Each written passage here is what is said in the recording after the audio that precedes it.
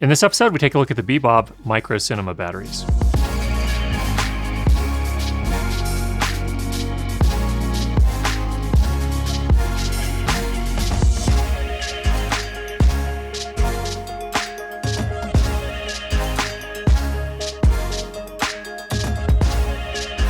Couple of things. For those of you that are looking for bargain batteries, this is not what we're talking about today, so you are dismissed if you're really not interested in investing in expensive batteries that will last a good long time.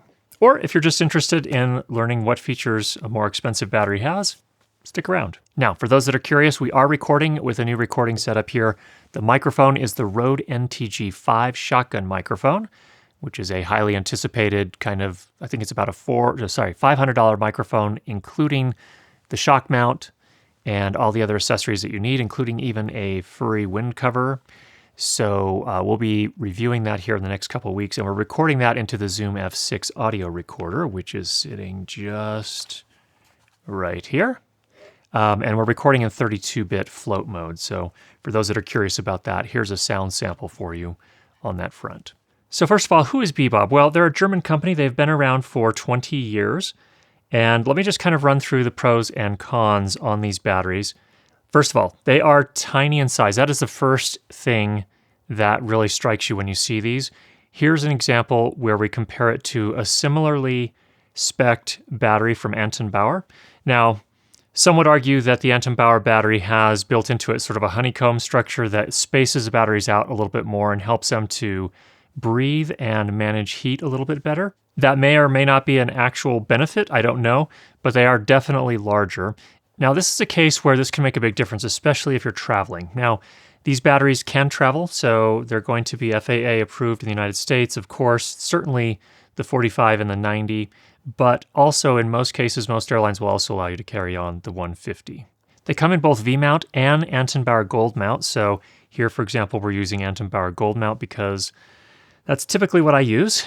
However, I have found that vmount is much more ubiquitous. You're going to find vmount in more places.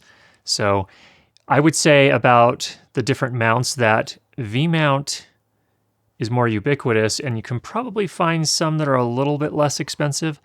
But on the other hand, I think from a purely physical locking mechanism, I think the Anton Bauer Gold Mount is a lot more robust. Each of the batteries has a USB port with a sliding plastic door. They also have a 5-stage LED indicator for the remaining charge, and in addition to that, another LED indicator that reports the overall health of the battery. So for example, after a certain number of charge cycles, batteries will start to lose their ability to hold a charge. No surprise to anyone. What this LED does is it actually tells you how close you are to needing to get a replacement. And while we're talking about replacement, the interesting thing about the bebobs is you can actually send them back to bebob and they can resell them for you. So for about half the price of the original purchase, they can actually put new cells in them and you can get more life out of them. One of the other very unique features about the bebob cine batteries is they have this interesting, unique thing that I haven't seen before, which they call the twist DTap. And what this allows you to do is plug in your DTap cables so that the cable runs off at either direction, which is really nice because sometimes it's like if there's this really awkward angle, the cable's running the opposite direction of where you would like it to run based on where you're connecting it to the other devices. So this is just a really thoughtful kind of approach to solving that problem. Now, this may not seem like a big thing, or it may even seem like a gimmick to some people, but it actually makes a difference. And it does have a flashlight built into the mounting plate side of the battery.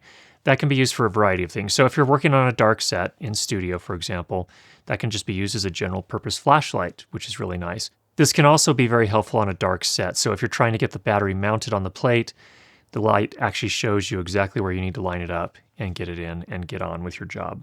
The cells used in the bebob micro batteries are all trimix cells from Japan, so you know you're getting a quality cell in the battery. The bebob micros can also support up to 10 amps peak load, so these are really useful for powering LED lights and things of that nature.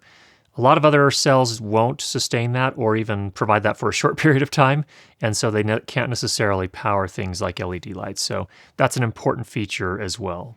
One thing that I think is really interesting, although I haven't tested it yet, and that perhaps time and experience will bear this out, but they claim that their batteries can sustain falls up to 4.9 feet. And in addition to that, if you do break the casing on them, they actually have replacement parts. So you can actually replace those parts on your battery rather than having to buy an entirely new battery. So I really appreciate a product that's built to be repaired as opposed to just thrown away. For the Anton Bauer versions, they are all compatible with the bebob chargers, of course, and also Anton Bauer chargers. And then the vmount batteries are compatible with bebob, IDX, and Sony chargers. So you're not necessarily tied into the bebob chargers if you don't want to go that way. And if you already have a charger of this sort, then you're in good hands. Bebob batteries can be fast charged if you use a fast charge bebob charger. So for example, the 150 was at 80% in 45 minutes, which is really, really good.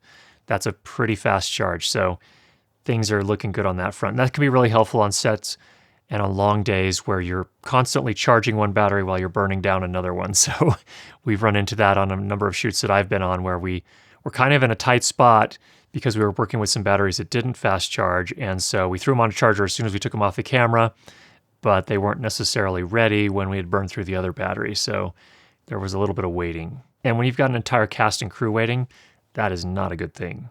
Well, I didn't get to test any of these. Bebob also appears to have a variety of different plates. So for example, dual plates, which could be really, really helpful. So if you're looking for a plate for your camera, the dual plates are cool because you can actually continue running camera and actually slide one of the batteries off and replace it while the other one powers the camera through that. So they also have a variety of different twist DTap options, so on and so forth. So just, it's kind of like you're buying into an ecosystem. You're making an investment here, and you have a lot of different options, whatever you may need. Now, no product is perfect. What are the cons? The obvious con, and the reason why some people left this video review early on, is that these are not cheap. However, they are priced pretty competitively with their equivalents from other manufacturers of quality batteries. So they're not a lot more expensive, but they're also not a bargain basement kind of priced. So is that a con? You be the judge of that. For me, this is really sort of an investment type of thing. So I've invested much more money than this in my original Anton Bauer batteries, and the charger, for example, for my Anton Bauer batteries is a performance charger, so it's a fast charger, and it has a screen where you can actually look at some of the telemetry information from the batteries, including how many charge cycles they've been through, so on and so forth. And in fact, the bebob batteries work with that. It showed the number of charge cycles, but that was a $700 charger. So do I have any regrets about making that much of an investment in that product? No, I don't. And would I have any reservations doing that with the bebob batteries? With my experience with them so far, not at all. I think another thing that some people may point out as a con is that the bebob micro batteries only have a single DTap on each of them. It's a single twist DTap, so that's nice. It is a twist, but there's only one DTap output. So I don't see that as a big issue. Most of the plates also have a DTap output, so if you need multiple things powered, it's not usually an issue. And as I said before, bebob has several different plate options that have multiple DTap outputs. So you have options there, but if you were looking for multiple DTaps straight from the battery, unfortunately these don't have it. Now, I am using these batteries to power my pocket cinema cameras, the 4K and the 6K. How much time did we get from each of these? Well, from the 150, it powered the Pocket 4K for 7 hours and 19 minutes, recording the entire time. So that's really kind of the use case where you're using the most power, and that was an incredible powering time. The 45 can power the Pocket 4K for about 2.5 hours. So that's a really good practical size because it keeps the overall rig nice and small, tiny little battery, and it gives you respectable powering time. Now, keep in mind, the Pocket 4K and the Pocket 6K are incredibly power-hungry cameras. If you're trying to power them with a little inbuilt slot for Canon C, or what do they call it, EP6 batteries, I think, or LP6, you're going to be changing those out every 30 minutes at the very least. And so having something that powers it for 2.5 hours, it's still relatively small, is a pretty nice thing. So there's a look at the bebob Micro Cine batteries. I hope that was helpful for you. If you have any questions, go ahead and leave those down below. And if you've not already subscribed, make sure you do that. And we'll be sure to get you more great videos on how to improve your lighting and sound for video. Talk to you soon.